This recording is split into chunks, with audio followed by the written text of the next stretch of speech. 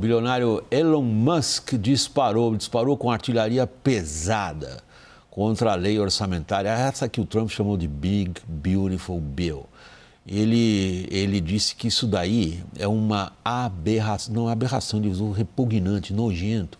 Assim, o pessoal às vezes fica falando, vocês são contra o Trump, e o Elon Musk é contra o que agora, depois do que ele falou? Confira. Elon Musk afirmou que a lei orçamentária que Trump quer aprovar aumentaria o déficit americano para 2 trilhões e 500 bilhões de dólares. E escreveu que a medida coloca o peso do desequilíbrio nas costas dos cidadãos americanos. Sinto muito, mas não aguento mais. Esse projeto de lei de gastos do Congresso, enorme, ultrajante e cheio de carne de porco, é uma abominação repugnante, escreveu o bilionário. O projeto é a principal proposta legislativa do governo Trump até aqui e promove um corte generalizado de impostos, além de ampliar os investimentos em defesa sem que haja qualquer fonte de receita para cobrir o gasto. Logo depois das publicações, a Casa Branca minimizou as críticas do bilionário sul-africano. The president already knows where Elon Musk stood on this bill. It doesn't change the president's opinion. This is one big, beautiful bill and he's sticking to it. Elon Musk deixou o Departamento de Eficiência Governamental na semana passada. O órgão foi criado com a atribuição de cortar mais de $1 trilhão em gastos públicos, o que não aconteceu. O fundador da Tesla foi um dos principais doadores de campanha de Donald Trump, com aportes que somam $250 milhões. O desequilíbrio fiscal, aliado à escalada das tarifas de importação, também ameaça o crescimento da economia americana. Nesta terça-feira, a Organização para a Cooperação e Desenvolvimento Econômico, a OCDE, revisou para baixo a estimativa de crescimento do PIB do país, de 2,2% para 1,6% em 2025. Marcelo, o pessoal que idolatrava, idolatra, né, todo o direito de fazer isso, o Donald Trump ou o Elon Musk vão ter que escolher um ou outro, os dois não podem ter razão ao mesmo tempo. O que está acontecendo é que tem diferentes facções dentro do Partido Republicano sobre a qualidade e as prioridades nessa lei orçamentária americana. Então, tem parte do partido acha que a lei orçamentária tem cortes muito grandes, por exemplo. Acha, por exemplo, que o corte de Medicaid, que é basicamente seguro à saúde para as pessoas que não têm seguro-saúde, para pessoas mais pobres, nos Estados Unidos, que é gerenciado pelo Estado e também tem transferências federais, tem um corte nessa parte do orçamento e parte do Partido Republicano na verdade, contra isso, porque eles percebem que grande parte do eleitorado deles são de pessoas de baixa renda. Tem uma outra parte, e aí eu acho que o Elon Musk está basicamente se associando a essa outra parte, que acha que os cortes não são suficientemente grandes, porque estão muito preocupados com a dinâmica da dívida americana, que eu também estou. Então, o que você está vendo é uma quebra dentro do Partido Republicano para basicamente qual vai ser o corte total do orçamento. Então, enfim, o Elon Musk está claramente dizendo que o corte não está sendo grande o suficiente.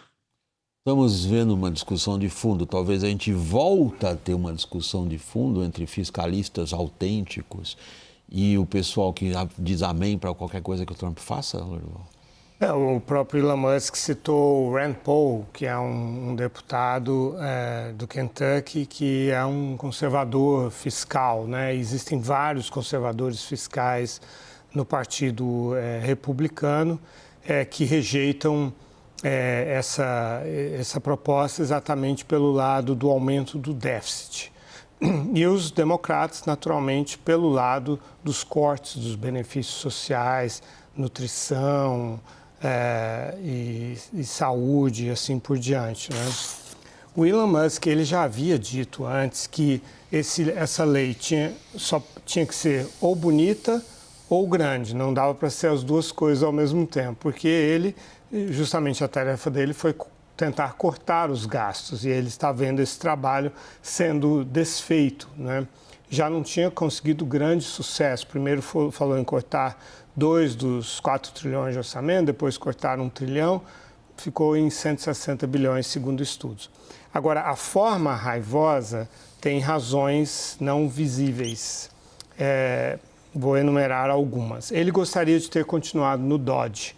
Pela lei, ele só podia ficar 130 dias, ou seja, até sexta-feira, porque ele não passou pelos trâmites de nomeação de uma autoridade do governo, a sabatina, havia conflito de interesses com as empresas dele, e os assessores da Casa Branca falaram que não dava para ele ficar mais.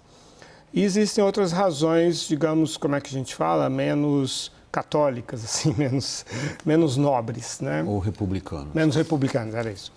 Em primeiro lugar, ele gostaria que... Nada a ver com o partido. Ele fez lobby para tirar desse pacote a retirada dos subsídios à Tesla, aos carros elétricos. E o pacote foi mantido dessa forma. Ele não conseguiu retirar isso do pacote. Então, ao final do ano, terminam os subsídios para a Tesla. 2, ele queria que a Agência Federal de Aviação americana contratasse a Starlink para o controle de tráfego aéreo. E a agência falou, não dá, primeiro por causa do conflito de interesse, e segundo porque existem problemas tecnológicos aí, você não pode ancorar todo o controle de tráfego aéreo numa conexão apenas de satélite. Ele queria, e essa foi a gota d'água, no sábado o Trump decidiu que não nomearia um indicado do Musk, que é o Jared Isaacson, para administrar a NASA, né, a qual o Musk é um fornecedor por meio da SpaceX. E isso frustrou muito o Elon Musk. Então, ele está vendo que todos os pleitos dele não têm sucesso no governo. Tem mais um ponto que o Musk vem abordando, e é por isso que nós temos o Daniel agora conosco, que tem a ver com a política comercial tarifária do Trump. Hoje, outro passo significativo, Daniel, a imposição de tarifas de 50% sobre aço e alumínio por parte do Trump. Musk tem sido, ou vinha sendo até aqui, também um crítico dessa política tarifária. Você tem alguma informação mais apurada do que a minha sobre como que o Brasil vai ficar nisso?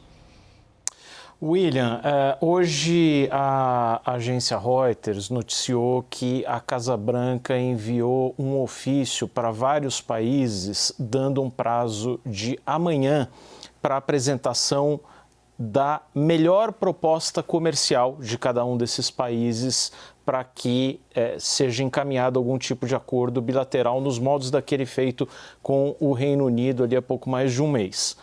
O governo brasileiro não recebeu nenhum ofício do governo americano sobre isso.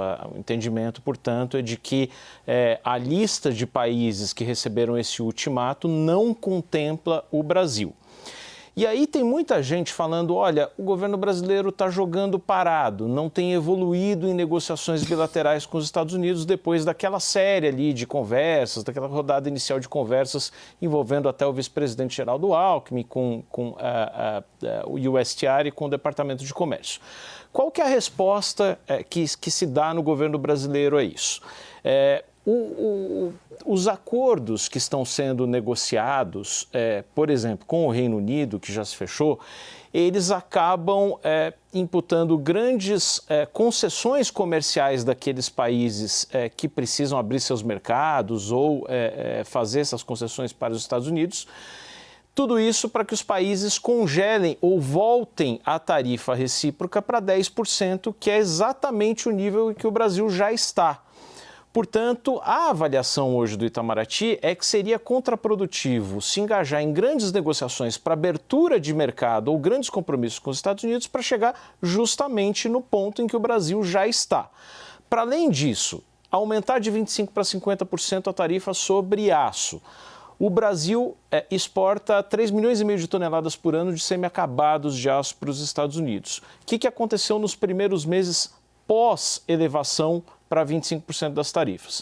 O Brasil continua vendendo mais ou menos o mesmo volume mensal de semiacabados. Em interpretação disso, os Estados Unidos não produzem semiacabados. E se as tarifas são aplicadas de forma horizontal para boa parte do mundo, no final das contas, não é o Brasil que está sendo expulso do mercado americano, mas o consumidor americano que está pagando aquele aço que vai ser comprado de qualquer forma, com 25% a mais de tarifa, agora com 50%. Deixa eu aproveitar, inclusive, a sua carreira profissional aí em Washington. O FMI, um pouquinho lá atrás, mas a OCDE, ontem e hoje, reforçaram prognósticos muito mais pessimistas em relação à capacidade de crescimento da economia mundial, em geral, a dos Estados Unidos em particular, com efeitos para o Brasil também. Você se associa a esses prognósticos? Bom, com certeza. A minha instituição, e eu sou o chefe da parte econômica toda, está projetando uma recessão nos Estados Unidos na segunda metade do ano, uma recessão que a gente chama rasa, nada muito profundo, mas o choque de incerteza para as decisões de investimento está sendo bem grande, expectativas de consumo estão ruins, muita gente começou consumindo antes, com medo da tarifa aumentar e ficar mais caro, né, os produtos que estão importando. Eu mesmo comprei coisas antes, porque eu estava com medo que o preço do meu iPhone ia subir, comprei logo.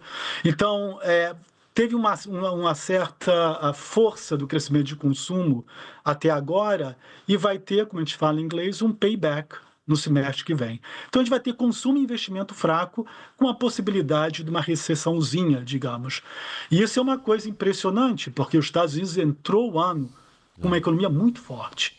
Toda a discussão no mercado, entre analistas, é como é que a economia americana estava forte e, por exemplo, a economia europeia fraca. Né? E com essas novas políticas do governo americano, o que você está vendo é que está tendo um remanejamento do portfólio de investidores, de todos, e na direção de ativos europeus e saindo um pouco de ativos americanos.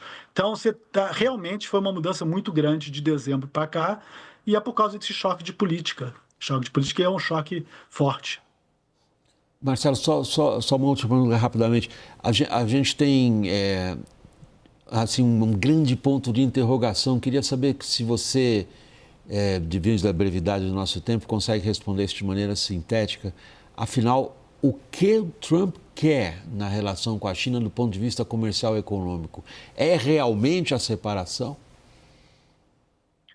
Não, eu acho que não é o que o Trump quer. Eu não acho que é uma separação muito, muito forte. O Trump tem na cabeça dele um mundo que é um mundo que não existe mais. Quer dizer, é um mundo mercantilista. Então, o que ele quer, basicamente, é que mais atividade manufatureira ocorra nos Estados Unidos. Ele está usando tarifa para tentar conseguir esse feito, o que não faz sentido econômico, né? O que o governo americano está fazendo está tornando as condições de mercado nos Estados Unidos piores. Então, se você é uma manufatura que queira investir nos Estados Unidos, agora ficou mais caro porque você vai para importar, ficou mais caro. E mão de obra barata também vai ficar mais escassa, porque ele também tem uma política migratória muito rígida. Então, no fundo, o que está acontecendo é que o ambiente de negócios dos Estados Unidos piorou. É lógico que é uma economia muito forte, enfim, tem muita coisa indo a favor da economia americana, mas são movimentos que não ajudam, né? Então, eu acho que é um pouco isso. A relação dele com a China é tentar tirar um pouco da produção manufatureira de lá e trazer para os Estados Unidos. A gente não tem tempo para falar em detalhe. Essa é uma agenda que ele não vai conseguir obter nenhum resultado positivo e provavelmente vai ser um resultado negativo para a indústria manufatureira americana. Para terminar, como sempre, tem um pouquinho menos de um minuto, Lorival.